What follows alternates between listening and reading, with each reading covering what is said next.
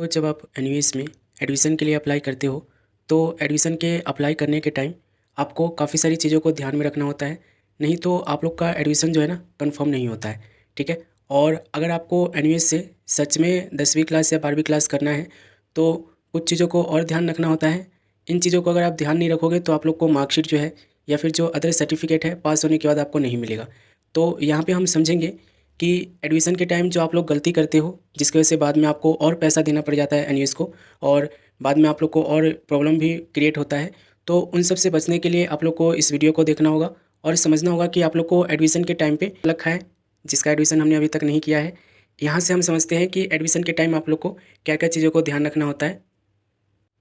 तो सबसे पहला है आप लोग का डॉक्यूमेंट, और डॉक्यूमेंट आप लोग का सही होना बहुत ज़रूरी है। देखो कई बार हम लोग क्या करते हैं कि एनयूएस में एडमिशन लेते हैं और एनयूएस में एडमिशन का जो डाटा है हम अपने मर्ज़ी से फिल करते चले जाते हैं। तो जब हम अपनी मर्ज़ी से डाटा को फिल करते हैं तो क्या होता है कि हमारा एडमिशन जो है पेंडिंग में रहता है। और ऐसा करने के बाद हमें क्या करना होता है कि हमें वो सारे डाटा को ठीक करना होता है, जिसके लिए हमें एनयूएस को अच्छा खासा पेमेंट भी करना पड़ जाता है।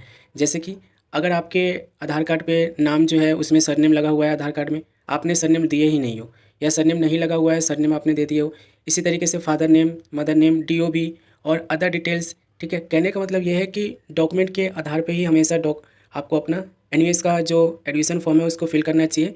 अपने आप से कभी भी आपको नहीं फिल करना चाहिए, इस चीज़ को ध्यान रखना। और जितने भी यहाँ पे आप फिल करोगे डिटेल, जैसे कि आप लोग को यहाँ पे आप देखोगे बेसिक डिटेल है, आपकी एड्रेस है, और आप लोग का अदर डिटेल्स है। टेंथ की यहाँ पे डिटेल ये मांग रहे हैं ट्वेल्थ के एडमिशन के केस में, और ऑप्शनल डिटेल्स है, सब्जेक्ट है। ये सब जो है ना आप लोग को ध्यान से आप लोग को करना होता है। ऐसा नहीं है कि आप लोग अपने मर्ज़ी से कुछ भी यहाँ पे डालते चले जाओ। ठीक है। जो डॉक्यूमेंट है डॉक्यूमेंट के आधार पर ही आप लोग को पूरा जो फॉर्म है फिल करना होता है। ठीक है। और दूसरी चीज़ की डॉक्यूमेंट जब आप लोग अपलोड करते हो तो बिल्कुल नीट एंड क्लीन डॉक्यूमेंट आप लोग को अपलोड करना होता है। जो ब्लर हो रहा है डॉक्यूमेंट वो आपको अपलोड नहीं करना होता है। ठीक है। और कोशिश करा करो कि जब आप डॉक्यूमेंट अपलोड करते हो तो उसे क्रॉप करके अपलोड करा करो। कई बार स्टूडेंट्स क्या करते हैं कि अपना फ़ोटो वो खींचते हैं मोबाइल से और उठा के सीधा यहाँ पे अपलोड कर देते हैं, उसे क्रॉप भी नहीं करते। तो फ़ोटो आप लोग का अपलोड होना, और वो भी क्रॉप होकर अपलोड होना बहुत ज़रूरी है। ये आप लोग को आगे जो आइडेंटिटी कार्ड पे आप लोग का फ़ोटो आता है तो अच्छा लगता है, क्योंकि देखो यहाँ पे जो फ़ोटो आप अपलोड करोगे ना यही फ़ोटो आप लोग को मार्कशीट पे भी मिलेगा। ठीक है। मार्कशीट पे भी प्रिंट होकर मिलेगा। अब सपोज करो आपने फ़ोटो यहाँ पे बिना क्रॉप करके अपलोड कर दिए हो तो मार्कशीट पे भी वही फ़ोटो आएगा बेकार वाला, या गलत अपलोड कर दियो तो गलत वाला ही फ़ोटो आप लोग को मार्कशीट पर भी देखने को मिलेगा, ID कार्ड पर भी आपको देखने को मिलेगा जो एनयूएस से आप लोग को मिलेगी। ठीक है। तो डॉक्यूमेंट और फ़ोटो सिग्नेचर ये सारे बिल्कुल सही सही अपलोड करने होते हैं। ये सही है कि बाद में ये सारी चीज़ें सही हो जाती है, लेकिन फ़ीस लगता है। एक बारी पेमेंट कर दिया ना आपने तो उसके बाद अगर आप कोई भी करेक्शन करवाओगे, फ़ोटो चेंज करवाओ, ये सिग्नेचर चेंज करवाओ, डॉक्यूमेंट कोई चेंज करवाओ, तो उसके इसमें पैसे देने होते हैं एनयूएस को। ठीक है। और अच्छे खासे पैसे यहाँ पे देने पड़ जाते हैं। तो सबसे पहले यहाँ पे ध्यान रखना होता है आप लोग का डॉक्यूमेंट। अब देखो यहाँ पे देखोगे तो डॉक्यूमेंट जब आप लोग अपलोड करते हो पेमेंट आप नहीं कर पाते हो, और पेमेंट अगर कर भी देते हो तो यहाँ पे ना एक ऑप्शन, एक लास्ट डेट यहाँ पे अनाउंस हो जाती है आप लोग के लिए। जैसे कि यहाँ पे आप देखोगे online registration form for stream 1 senior secondary, last document upload date 29/11/2024।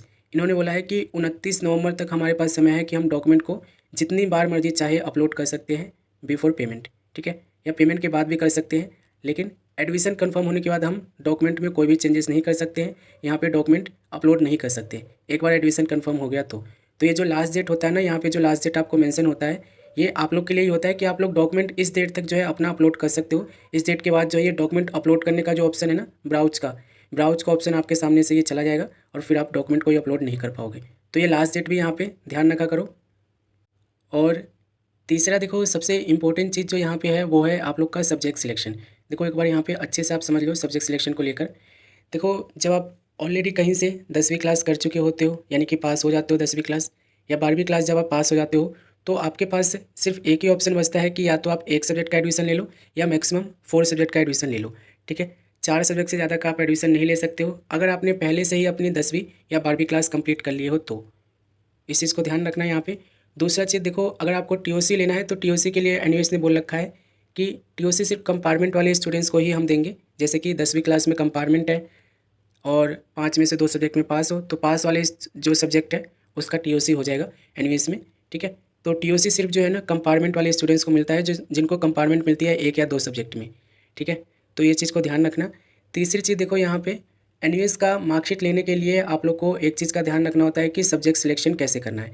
अब देखो एनयूएस ने जब आप लोग का रिजल्ट आता है तो मार्कशीट बनाने के लिए वो बोलती है कि हमें तो एक लैंग्वेज सब्जेक्ट चाहिए, 3 हमें डिसिप्लिन सब्जेक्ट चाहिए और एक वोकेशनल सब्जेक्ट चाहिए। ये सर्टिफिकेशन के लिए मिनिमम रिक्वायरमेंट है कि आपके पास 5 सब्जेक्ट इसी तरीके से इसी क्रम में आप लोग का सिलेक्शन होना चाहिए, ठीक है। जैसे कि लैंग्वेज सब्जेक्ट में देखोगे तो आपको बहुत सारे ऑप्शन मिल जाएंगे। ये देखो, हिंदी है, इंग्लिश है, संस्कृत है, उर्दू है, ठीक है। और भी आपको ऑप्शन मिल जाएगा, जैसे कि यहाँ पे देखोगे बंगाली हो गया और गुजराती हो गया, ठीक है, मलयालम हो गया, और भी आपको यहाँ पे काफ़ी सारे ऑप्शन मिल जाएंगे। तो ये सारे क्या होते हैं, लैंग्वेज सब्जेक्ट होते हैं। और एनयूएस ने बोला है कि लैंग्वेज सब्जेक्ट आपको एक मिनिमम रखना ही है, कंपलसरी है। या तो हिंदी रखो या इंग्लिश रखो या कोई भी अपना रीजनल लैंग्वेज जैसे कि गुजराती, मराठी, मलयालम, तेलुगु, कोई भी जो रखना चाहते हो, कम से कम एक आपको रखना ही है, ठीक है। दूसरी चीज़ उन्होंने बोला है कि 3 डिसिप्लिन सब्जेक्ट को आपको रखना है। 3 डिसिप्लिन सब्जेक्ट से मतलब है कि जैसे कि सपोज करो अगर आप एनयूएस से आर्ट स्ट्रीम को सोचकर एडमिशन ले रहे हो कि हमें आर्ट करना है एनयूएस से, तो आर्ट के लिए ना कुछ सब्जेक्ट फिक्स है, ठीक है। जैसे कि मैं आपको गिनवाऊँ, ज्योग्राफी हो गया, हिस्ट्री हो गया, पॉलिटिकल साइंस हो गया, ये सब जो है ना आर्ट के स्टूडेंट्स के लिए कंपलसरी होता है और ये डिसिप्लिन सब्जेक्ट है। इसके बिना आपका आर्ट बनेगा नहीं, ठीक है, यानी कि आर्ट का स्ट्रीम बनेगा नहीं। तो आर्ट स्ट्रीम के लिए देखो, जैसे कि आप लोग का ये आप लोग का जो ज्योग्राफी है वो कंपलसरी हो जाता है, पॉलिटिकल साइंस आप लोग का कंपलसरी हो जाता है, हिस्ट्री आप लोग का कंपलसरी हो जाता है। ये जो है ना आप लोग के आर्ट स्ट्रीम के लिए चाहिए ही होता है। और उसी तरीके से अगर आप देखो कॉमर्स स्ट्रीम करना चाहते हो तो कॉमर्स स्ट्रीम के लिए भी आपको यहाँ पे सब्जेक्ट पहले से ही डिफाइन होते हैं, डिसिप्लिन सब्जेक्ट, जैसे कि अकाउंटेंसी चाहिए ही कॉमर्स के लिए, ठीक है। अकाउंटेंसी के साथ साथ बिजनेस स्टडीज चाहिए ही चाहिए, इकोनॉमिक्स चाहिए ही चाहिए, मैथ ऑप्शनल हो जाता है, मैथ चाहो तो रख सकते हो, ठीक है। और इसी तरीके से अगर आपको साइंस स्ट्रीम करना है एनयूएस से तो उसके इसमें साइंस स्ट्रीम के लिए पहले से फिक्स है, फिजिक्स, केमिस्ट्री, बायोलॉजी, मैथ, ये सब कंपलसरी सब्जेक्ट है जो आपको रखना ही होगा अगर आपको एनयूएस से ये जो आप लोग चाहते हो कि स्ट्रीम में करना है साइंस में, तो ठीक है। तो यहाँ पे आपको सारे ऑप्शन मिल जाते हैं। एक चीज़ यहाँ पे और ध्यान रखना, ये जब 3 सब्जेक्ट आप सिलेक्ट कर लोगे, ये जो डिसिप्लिन सब्जेक्ट है जो मैंने आपको बताया है अकॉर्डिंग टू अपने स्ट्रीम, आर्ट ले रहे हो कि कॉमर्स ले रहे हो कि साइंस ले रहे हो, उसके अकॉर्डिंग आप सब्जेक्ट यहाँ पे सिलेक्ट कर लोगे। तो एक आपको वोकेशनल सब्जेक्ट भी यहाँ पे सिलेक्ट करना पड़ेगा। ये देखो जैसे कि ऐप में यहाँ पे दिया गया है ना, और वोकेशनल में आप लोग को एक सब्जेक्ट यहाँ पे दिया गया है, काफ़ी सारे ऑप्शन यहाँ पे मिल जाएगा। तो एक वोकेशनल सब्जेक्ट आपको रखना होता है। कहने का मतलब यह है कि एनयूएस को भाई 5 सब्जेक्ट चाहिए, इसी तरीके से एक लैंग्वेज, 3 डिसिप्लिन, ठीक है, और एक वोकेशनल, इनको चाहिए ही, ये कंपलसरी है इनको। और ये इनको आप लोगे यहाँ पे तभी जाकर आप लोग की मार्कशीट बनेगी और ओरिजिनल मार्कशीट आपको मिलेगी, ठीक है। जैसे कि सपोज करो आपकी 3 डिसिप्लिन ले लेते हो, 2 लैंग्वेज ले लेते हो तो भी आपकी मार्कशीट नहीं बन पाएगी, ये बोलेंगे कि एक और सब्जेक्ट ऐड करो। या 3 लैंग्वेज ले लेते हो, ठीक है, 2 डिसिप्लिन ले रहे हो और फिर एक जो है आप लोग क्या कर रहे हो, वोकेशनल ले रहे हो, तो भी आपकी मार्कशीट नहीं बनेगी। उस केस में भी आप लोग को ये बोलेंगे कि दोबारा से मार्कशीट के लिए एक और सब्जेक्ट कोई ऐसा अब ऐड कर लो जिससे कि मार्कशीट का जो क्राइटेरिया है वो पूरा हो जाए, ठीक है। तो सब्जेक्ट सिलेक्शन यहाँ पे समझ रहे होंगे आप, सब्जेक्ट सिलेक्शन आपको बहुत ध्यान से करना होता है, ठीक है। मिनिमम आपको 5 सब्जेक्ट यहाँ पे रखने होते हैं। और मिनिमम 5 सब्जेक्ट कैसे रखने हैं, एक लैंग्वेज, 3 डिसिप्लिन जो भी आप स्ट्रीम चुनना चाह रहे हो, साइंस या फिर आर्ट या फिर कॉमर्स उसके अकॉर्डिंग, और एक आप लोग का वोकेशनल सब्जेक्ट, ठीक है। ये मिनिमम रिक्वायरमेंट है, ये चाहिए ही एनयूएस में मार्कशीट लेने के लिए। बाकी आप चाहो तो 7 सब्जेक्ट रख सकते हो, ठीक है, 2 और एडिशनल चाहो तो रख सकते हो, 7 सब्जेक्ट रखने तक का यहाँ पे ऑप्शन है आपके पास। दूसरी चीज़, ऑप्शनल सब्जेक्ट जब आप रखते हो 5 से ज़्यादा तो आप लोग को ये इसका बेनिफिट ही मिलता है, क्योंकि ऑप्शनल सब्जेक्ट आपका रहेगा तो मान लो कि कोई मेन पेपर में आप फेल हो गए, जैसे कि साइंस स्ट्रीम लिए फिजिक्स में फेल हो गए या कम नंबर रह गया, तो ऑप्शनल सब्जेक्ट का जो मार्क्स है ना वो आप लोग के लिए हेल्प करेगा, ऑप्शनल सब्जेक्ट आपको पास होने में हेल्प करेगा। ऐसा भी एनयूएस में होता है, ठीक है। और पहले आपने कहीं से स्टेट बोर्ड से या फिर सीबीएसई से करे हो तो आपको ये चीज़ दिखी जाएगी मार्कशीट में, ठीक है। तो ऑप्शनल सब्जेक्ट भी एक आध रखना, मैक्सिमम 2 सब्जेक्ट रख सकते हो ऑप्शनल, आप एक कम से कम रखना, ताकि इन केस इन फ्यूचर अगर आप वो डिसिप्लिन सब्जेक्ट में मेन सब्जेक्ट में फेल हो जाते हो तो वो फिर आप लोग को हेल्प करेगा एडिशनल सब्जेक्ट जो है। तो सब्जेक्ट सिलेक्शन ध्यान रखना, नहीं तो मार्कशीट आपको नहीं मिलेगा। कई बार स्टूडेंट्स मेरे पास आते हैं, वो दिखाते कि कहते हैं मेरे पास तो 5 सब्जेक्ट है, फिर भी हमें मार्कशीट नहीं मिल रही है, ठीक है। तो ये प्रॉब्लम होती है सब्जेक्ट सिलेक्शन को लेकर। होपफुली समझ गए होंगे आप।